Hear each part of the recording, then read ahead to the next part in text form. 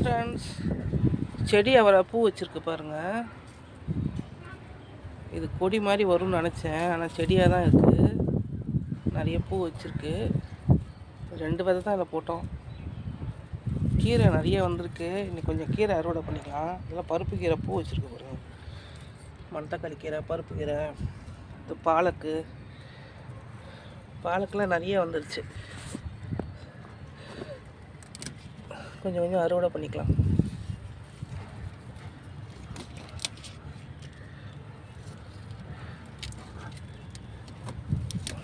இலையை மட்டும் நம்ம எடுத்தால் போதும், அது அப்படியே நமக்கு வந்துக்கிட்டே இருக்கும்.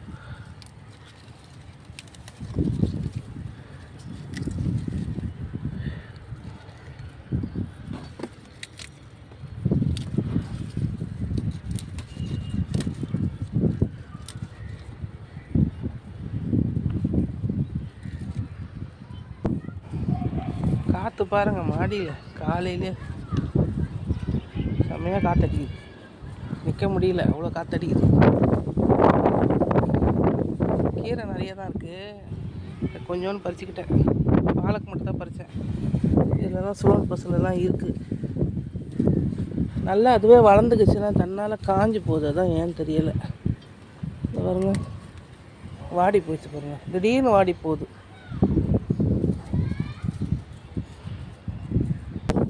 இடம் இல்லாதனால ஒரு தொட்டியில் 2-3 செடி வைக்கிறதுனால தான் அதுக்கு அப்படி பாதிப்பு ஏற்படுது. இதில் பாருங்கள், துளசி வேறு வந்துருக்கு. நானே கவனிக்கலை. பிரண்டை நிறைய இருக்குது. நாளைக்கு ஏதாவது துவையல் அரைச்சிக்கலாம். முட்டு வலிக்கு இதுக்கெல்லாம் ரொம்ப நல்லது இது பிரண்டை.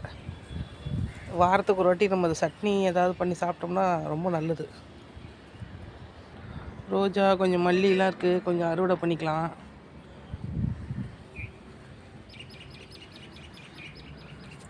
இது பாருங்கள், அது எதனால் இப்படி வாடுதுன்னு தெரியலை.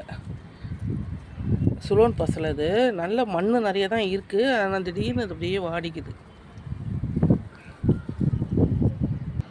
இன்றைக்கி அத்தி எதுவும் பழுக்கலை.